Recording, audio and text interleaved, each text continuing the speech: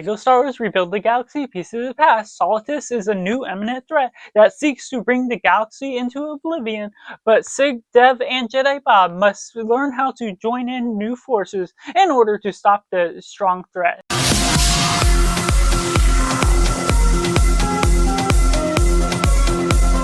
Hello, welcome Cinema, where we focus on a film. I'm Josh, this is Simply Cinema. Let me know down in the comments below what you thought of LEGO Star Wars Rebuild the Galaxy Pieces of the Past. Was it good, was it bad, or somewhere right in the middle? How does it compare to the first season? What do you think of this as a whole? And taking it right in a positive, there's just a fresh and unique style to this film that just casually goes along with a nice pacing. I feel there's a lot more action to this film, and there's something about the animation that feels a lot more smooth, and it navigates through different battles within space, within the ground, within different ships that really feels unique in the way it's flowing through all these different things that it's going about. The character development is a little shallow, but it still carries on the nice friendliness that you can carry on to know and love about what we got in the first season. There's certain things about the action that navigates itself well,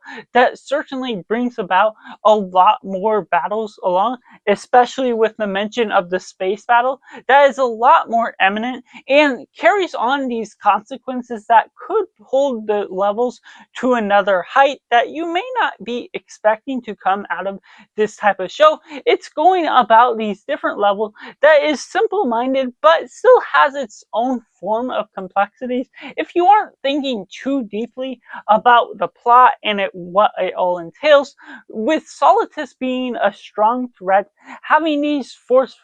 powers that are great in their own means, and there's also other world to this thing that creates these backstories, and there's a couple flashbacks that, well, first season offered one to sort of give a hint at it. We're getting more of Jedi Bob's past and how he connects to Solstice to this season. That becomes very compelling to just the base layer of what they have to offer to say about that. And we're still getting Sig and Dev. Their brotherhood is friendly in the way you're telling about this, so it certainly does deliver on the means for a younger audience. And whether you're fitting as a LEGO Star Wars fan and a fan of Star Wars, there's lots of nods and Easter eggs to the jokes, to the memes, everything that's going about. It pokes fun of the sequel trilogy once more with Clone Snoke and other things that come about with that. So there's just certain things that can be fun and flavorful depending on what level of fan you are into Star Wars as well as LEGO Star Wars. That will certainly carry all the layers, the deep cuts into showing Jackson the rabbit from the past, and just the way we're going about into this other world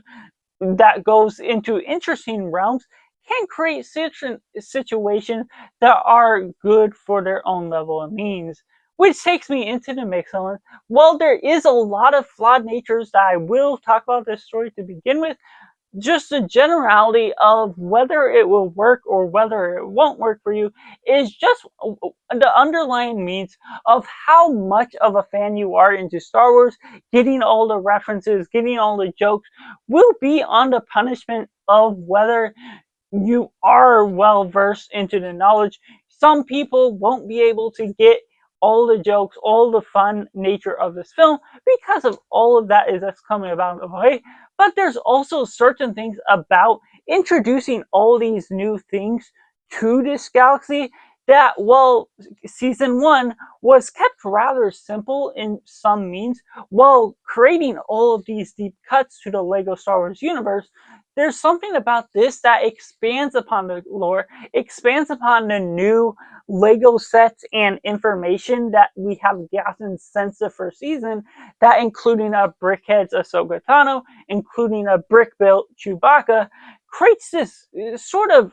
mixed opinion about what's going on, because it's about survivors of their own galaxies, that it's very random, very coincidental that all of these one-off characters can happen to appear within this fortress solitude that they're going about with this season that ultimately compares in such a random and sporadic thing that you can only lean into the writer's room to see the answers to these possibilities. How everything came to be what it is right now is just very coincidental and just something you have to take for granted as the things go along, which isn't necessarily a bad thing. It's not a negative to one sense, but there's something about the writing to this season that feels a little more juvenile, feels a little more forced, that people of the comedy nature,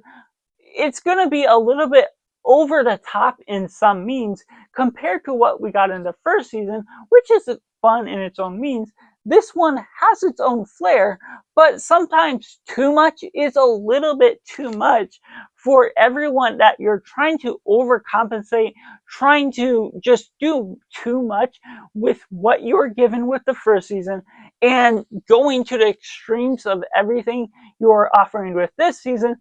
comes about to be something that may be a little bit over the top for some people by the end of the day. Which takes me into the negatives, to which this show, going into it, had a lot of promise with all the new ideas, fresh characters, and just an exciting incident with Solitus taking over everything, showing that he is an imminent threat from the very witness of when he first appears on screen. But unfortunately, there raises so many questions throughout this season, and it leans further into a juvenile nature, what they're doing to comedy. It attacks some low-hanging fruit with its jokes, pulling about some of the same jokes from the previous season and carrying on, extending them to further into the situation that we're all leading into, that unfortunately sacrifices so much good storytelling for all these different ideas thrown about with this other world that takes place in a parallel universe, that there's so many unresolved questions about how Solitus ultimately comes into this universe, and there's things where you're going back and forth between the main world and this other world, things that Dev and Sig have to resolve different circumstances. Jedi Bob is a little more controversial in the way I view his characters throughout the season, because he's ultimately a Jedi that is no longer supportive and is constantly causing the problems that you don't want to become a problem in the first place. And what we get out of Solitus, there's certain situations here and there that are convenient for bad things to happen when they come about, that is only seen as a way for the writers to create problems, as a way to create consequences that may be imminent and just something that you come to expect from this season, that I'm ultimately fine for in some extent. But when they create some convenient ways to resolve those problems that ultimately doesn't feel earned, it creates certain plot holes where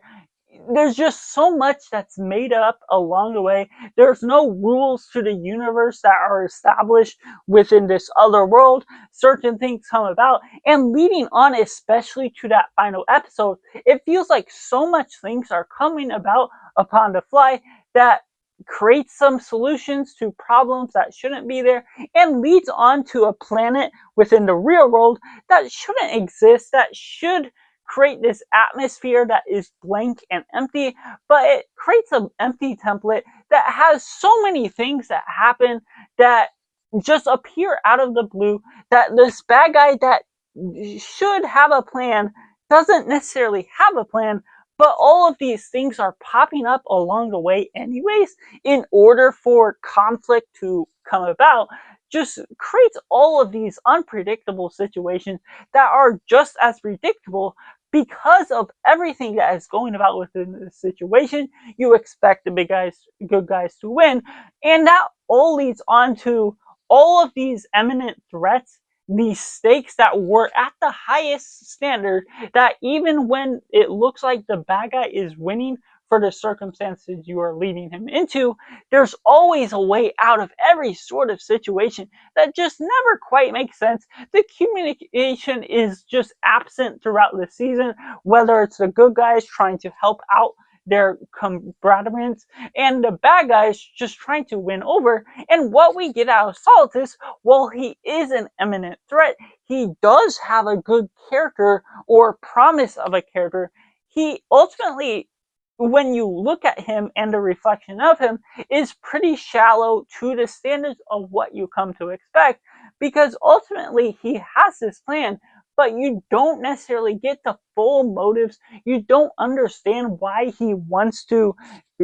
combat and build on a relationship with Deb, create an apprentice that leads him into a galaxy that has absolutely nothing, as he seeks to get a galaxy that sends him into oblivion. But there's ultimately just so much that is unanswered, so much that creates so many questions, that is ultimately an evil for the sake of being evil, which I can be completely fine with, but there's no resolvement to anything that's going about except the means to an end that creates the galaxy back into its original position, that shows that there's still no ground rules to how this other world works, how everything is working to begin with, because even from the get-go, when they send Dev and Sig into this other world, it's a perfectly peaceful planet that they over exaggerate to be something that's horrible, to be something that's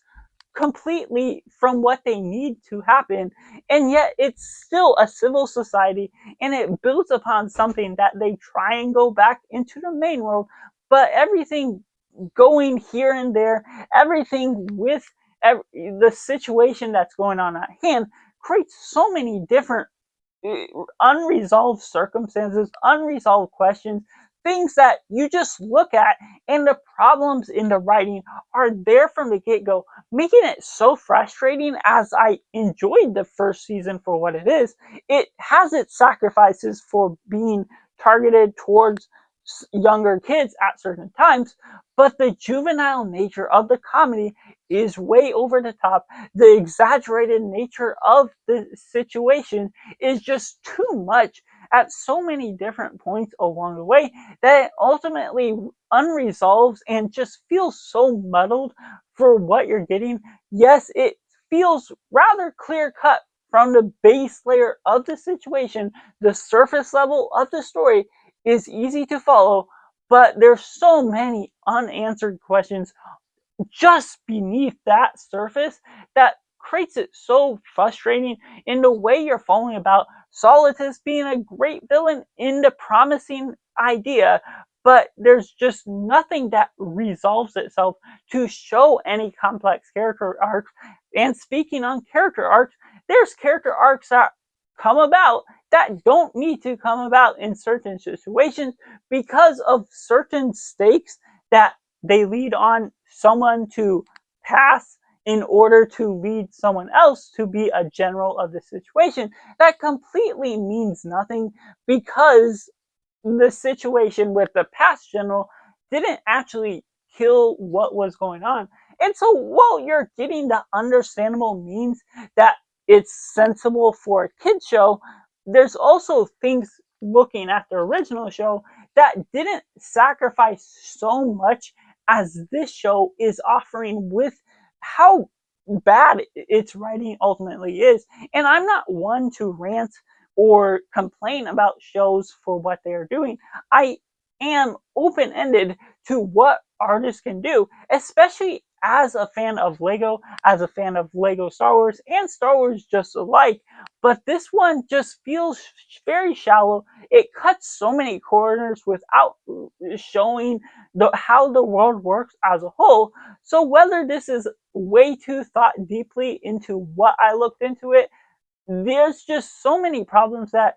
casually viewing the show, all of these things came up as thoughts that just made it a much more frustrating experience. So that's just my personal thoughts on Lego Star Wars Rebuild the Galaxy Pieces of the Past, which I have to rate a simply 3.5 out of 10. Let me know down in the comments below what you thought of this particular season. Was it just as disappointing, or did you find some light and hope that you just generally enjoyed it for what it is? Make sure to like this video if you enjoy it, subscribe if you haven't already to join in film culture community where we talk about the love of cinema as a whole. So that's just all, and make sure to do yourself a favor and go watch a movie.